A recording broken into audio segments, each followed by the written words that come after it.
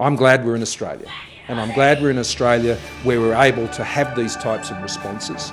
We have the financial stability to address this, and we have one of, if not the best health system in the world to deal with the great challenge that can come with a global pandemic. But we are well prepared, and the government will continue to work closely based on the best possible medical advice to keep Australians safe. And that means getting on with the plan. Got a plan, we're going to get on with the plan. The thing about this plan, and as Dr. Murphy reminded us this morning, the key to plans such as this is a key part of the plan itself. But we say that to say to Australians, we've sought to anticipate, and that ultimately is about saying to Australians, we'll get through this, we will keep you safe, we'll do all that we can for which we planned, and that ultimately is about saying to Australians, we'll get through this, we will keep you safe. Thank you, Greg, and I should have mentioned earlier that there is currently no plan for that. But the plan, just in the event of a pandemic, the goal is to slow its spread. Now, our effort at the moment is focused on ensuring that it doesn't.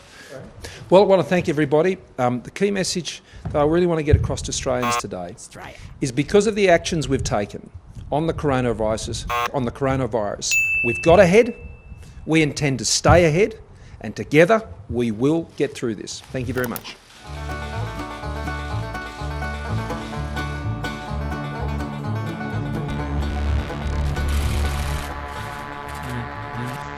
Good afternoon, everybody. I'm joined by the Chief Medical Officer, Professor Brendan Murphy, and we'd like to provide an update on coronavirus. So the 14-day quarantine is still what we think the best advice with a margin for error. We do believe that there are some people whose symptoms are so mild that they may be almost unaware that they're infected, and particularly just as they become infectious. So that's one of the reasons why quarantine is still being practiced for very, very high-risk situations. Peter Dutton, the first Australian politician to contract the virus. The Home Affairs Minister is in hospital. Questions now about whether his cabinet colleagues, including the Prime Minister, have been infected. There's plenty of speculation that goes out there, all sorts of stories people can look up on the internet and on all the rest of it. This is my trusted source of advice. That's where the truth is coming from and how the government is actually responding to this crisis. And I would encourage Australians to be seeking out those official sources of information and advice. Brendan Murphy, Greg Hunt. Thank you both.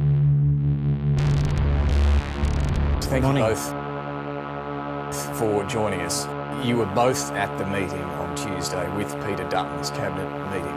Morning. Are you certain you don't have coronavirus? People whose symptoms are so mild that they may be almost unaware that they're infected.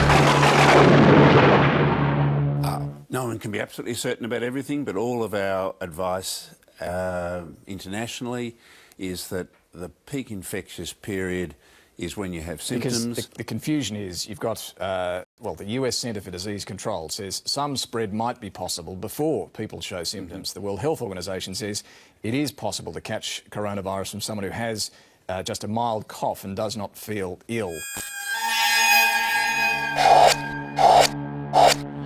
Given you feel comfortable about him not infecting anyone at that Tuesday cabinet meeting, why then yesterday did we see cleaners in hazmat suits scrubbing the rooms where Peter Dutton had been on the Tuesday? Can we step back a moment here? We are now heading into an unprecedented situation. Should people be shaking hands right now? At the moment, What about riding on a train? It's okay to go to the footy today. Well, but not tomorrow. These things they're not black and white. Is it okay to go to the movies right now? Well, I see the Victorian Chief Health Officer saying you should go out and buy enough food to last 2 weeks. Is that your advice as well?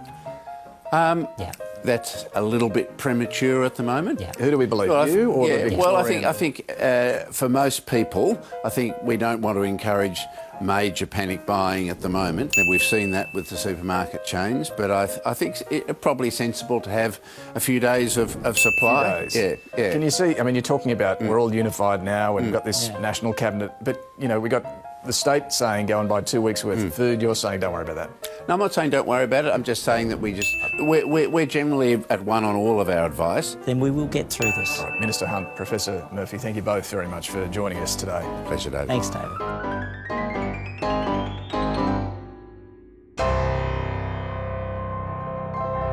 Plan